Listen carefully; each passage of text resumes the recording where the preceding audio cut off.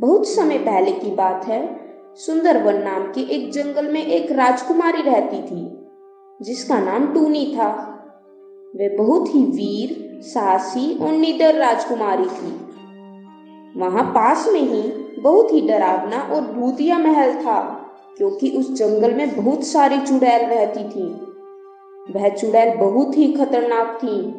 जो भी कोई उस महल के अंदर जाता था, शाम होते ही घर वापस आ जाता था, क्योंकि रात होते ही चुड़ैल बहुत ज्यादा शक्तिशाली हो जाती थी।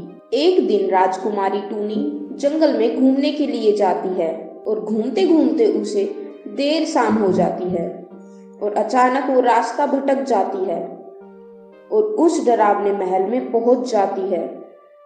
तभी अचानक बहुत सारी चुड़ैल आ गई और कहने लगी, बहुत दिनों बाद अच्छा भोजन मिला है। आज तो खाने में मजा आ जाएगा। राजकुमारी टूनी चुड़ैलों को अचानक से देखकर घबरा गई, लेकिन फिर भी उसने हिम्मत से काम लिया और चुड़ैलों से बोली, ए चुड़ैल, यहाँ से भाग जाओ, नहीं तो मैं तुम लोगों को मार डालूंगी। चुड़ैलें बहुत गुस्सा हो गईं। फिर कुछ समय मुकाबला करने के बाद चुड़ैल ने राजकुमारी टूनी को हरा दिया और उसे जख्मी करके नीचे गिरा दिया। अब वह बुरी तरह घायल हो चुकी थी और उसके अंदर लड़ने के लिए ताकत भी नहीं बची थी। चुड़ैल जैसे ही राजकुमारी को मारने वाली थी, तभी अचानक एक सुंदर सी परी आई। वह परी बहुत ही खूबसूरत थी और उसके खूबसूरत पंख भी बहुत चमक रहे थे।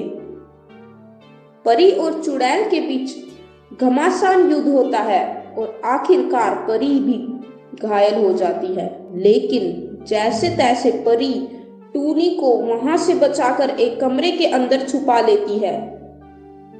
इसके बाद परी अपना वेश बदलकर चुड़ैलों के बीच में आ जाती है और चुड़ैल के पास जाकर कहती है, अगर इसे हमारे राज के बारे में पता चल गया तो परी और राजकुमारी दोनों हमसे जीत जाएंगी।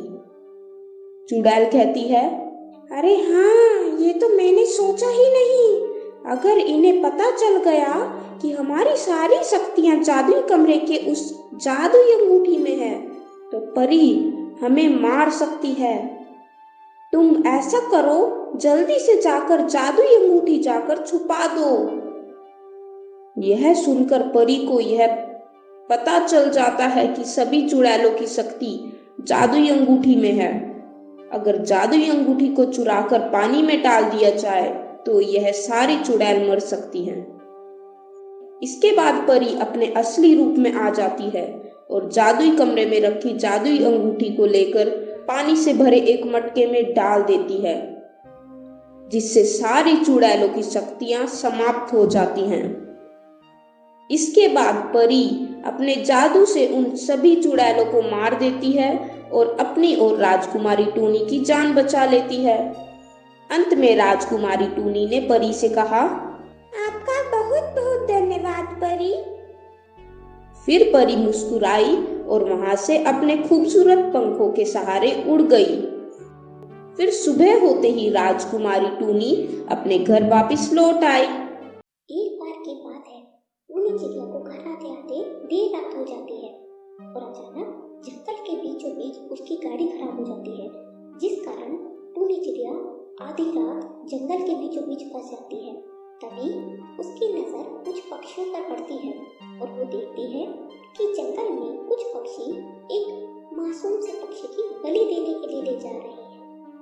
तभी उसे वहां बंटी कबूतर भी दिखाई देता है और टूनी चिड़िया बंटी कबूतर से पूछती है, बंटी कबूतर, ये क्या हो रहा है? ये सभी पक्षी इस मासूम को कहाँ लेकर जा रहे हैं? तभी बंटी कबूतर कहता है, देखो टूनी, तुम सब इन मामले में मत पड़ो। ये जंगल की पुरानी प्रथा है। जंगल वाले इसकी बलि देने के लिए इसे ले जा रहे हैं ताकि जंगल के भूत को शांत किया जा सके। ये सुनकर टूनी बहुत चौंक जाती है और वो उन पक्षियों का पीछा करने लगती है। आगे जाकर उसे बाबा दिखाई देते हैं और उनके साथ कुछ पक्षी भी। तभी टूनी कहती है, पापा ये क्या हो रहा है? ये सब इस पक्षी को बलि देने के लिए क्यों लेकर जा रहे हैं? तभी बाबा कहता है, हमारे रास्ते से हट जाओ वरना हमें देर हो जाएगी और जंगल का भूत हम सबको मार डालेगा। लेकिन टूनी चिड़िया इस बात पर विश्वास नहीं करती है और वो उन्हें आगे नहीं जाने देती। तभी अचानक वहां बहुत तेज धुआं उठता है और सभी लोग जंगल की तरफ खींचे चले जाते हैं। टूनी चिड़िया भी उनके पीछे पीछे जाने लगती है और वो देखती है कि वहां पर सिर्फ बाबा अकेले खड़े हैं और कोई नहीं है। तभी टूनी चिड़िया बाबा से पूछती है, बाबा सच सच बताओ मुझे, वो सभी पक्षी कहाँ गए? तभी बाबा कहते हैं, जंगल का भूत उन्हें अपने साथ लेकर एक दिन एक तोता के साथ था। उसे पैसों की बहुत जरूरत थी, इसलिए वो कुछ पैसे उधारी लेने सेठ कालू कौवा के पास गया। उससे कुछ पैसे उधारी मांगे, लेकिन कालू कौवा बहुत बेईमान था।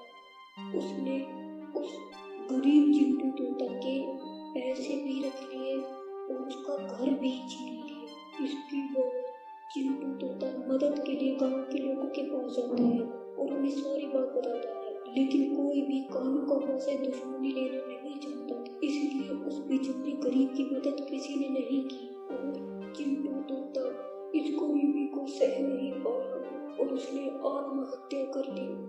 तभी से वो भूत बन गया और अब वो रोजाना किसी न किसी पक्षी की बलि लेता। इतना कहते ही जैसे ही बाबा अपनी बात खत्म करता है, तभी अचानक भूत बाबा को भी मार डालता है और वही भूत टूनी चिड़िया के भी पीछे पड़ जाता है। टूनी चिड़िया जैसे तैसे जान बचाकर वहां से भाग रही होती है और भूत उसके पीछे पीछे भागता है। भागते भागते अचानक उसे घर दिखाई देता है। बहुत सारी रोशनी थी क्योंकि वहां ठंड से बचने के लिए किसी ने आग जलाई हुई थी। ये देखकर टूनी चिड़िया को याद आता है कि भूत कभी भी आग के पास नहीं जाता और उसे आग से डर लगता है। ये सोचकर जल्दी से उस घर में जाकर छुप जाती है। भूत बहुत कोशिश करता है घर के अंदर जाने की, लेकिन आग होने की वजह से भूत उस घर के अंदर नहीं जा पाता और टूनी चिड़िया इस तरह से अपनी जान बचा लेती है। लेकिन टूनी चिड़िया आज तक उस सदमे को नहीं भुला पाई और उसे वो रात हमेशा के लिए याद रहेगी। तो दोस्तों, अगर आपको हमारी ये कहानी अच्छी लगी हो तो हमारे चैनल को सब्सक्राइब करें।